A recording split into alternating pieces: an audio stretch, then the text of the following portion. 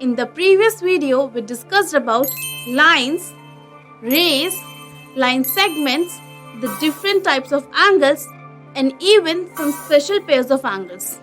Now, there is a lot to learn about these different pairs of angles. So, are you ready? Let's begin. We know that two rays emerging from the same point form an angle between them. But what is the measure of this angle? Can't really say without measuring, right? Now, what if we take one of the rays, say this one, and extend it on the opposite direction to form a line? What would be the measure of this total angle? Well, it's a straight line, so obviously it's 180 degrees. This means the sum of these two angles is 180 degrees. That is, x plus y is 180 degrees. Now, this is a ray, this one is a line, and these two angles are clearly adjacent. So we can say that if a ray stands on the line, then the sum of two adjacent angles so formed is 180 degrees. This is actually an axiom. The ray on the line may stand like this, or even like this. The measures of x and y will change accordingly, but their sum will always be 180 degrees. Or in other words, the two adjacent angles will always be supplementary.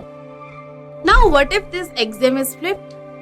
Can we then say that if the sum of two adjacent angles is 180 degrees, then a ray stands on a line? That is to say, the non-common arms form a line? We aren't really sure, so let's find out. We need to take any two adjacent angles whose sum is 180 degrees. We could take 90 degrees and 90 degrees. We could take 60 degrees and 120 degrees. And we could even take 99 degrees and 81 degrees. It is evident that in each of the cases, a ray stands on a line. That is to say, the non-common arms form a line.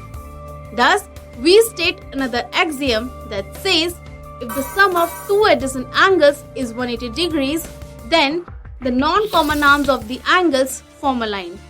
This is basically the converse of the previous axiom.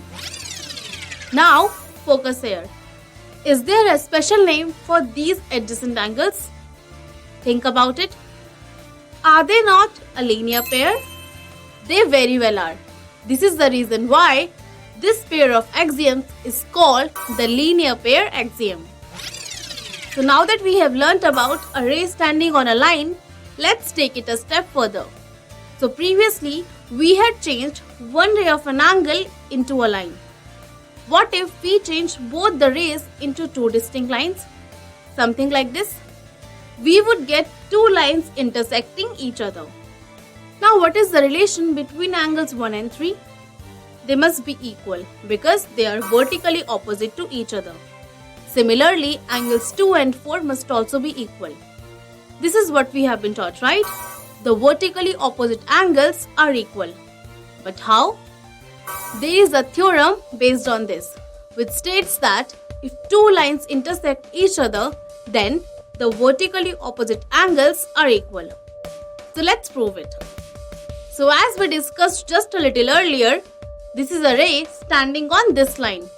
Hence, these two angles are supplementary.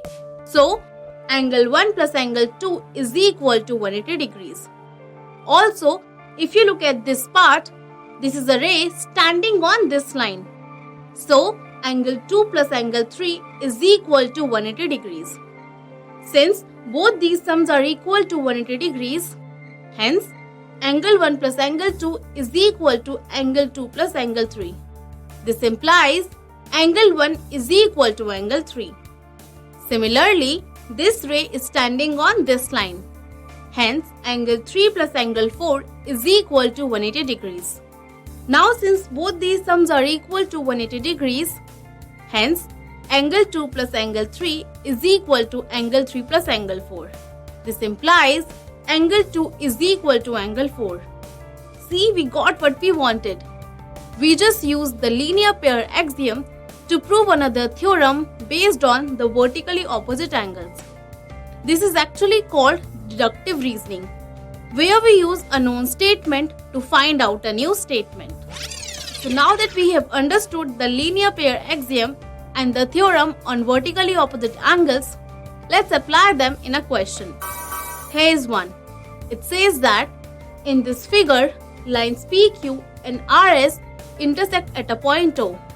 If angle POR and angle ROS are in the ratio 5:7, find all the angles. This one is super easy. The question tells us that these two angles are in the ratio 5:7.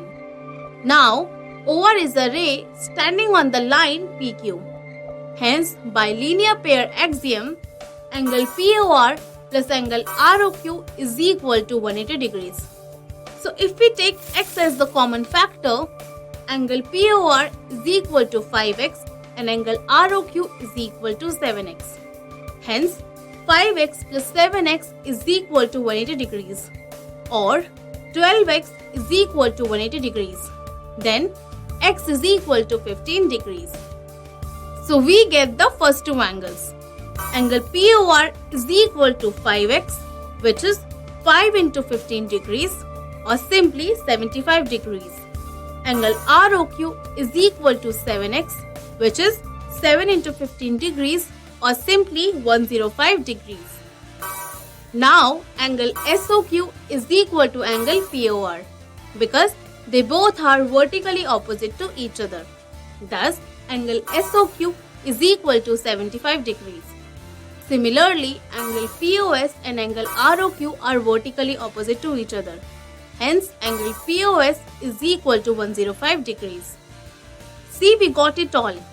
That wasn't so difficult, was it? I'm sure not. We saw the direct application of the linear pair axiom and the theorem on vertically opposite angles. There are more such problems waiting for you to practice right in our app. You know where to find them. But before we proceed, let's quickly summarize. If a ray stands on a line, then the sum of two adjacent angles so formed is 180 degrees. If the sum of two adjacent angles is 180 degrees, then the non-common arms of the angles form a line. If two lines intersect each other, then the vertically opposite angles are equal.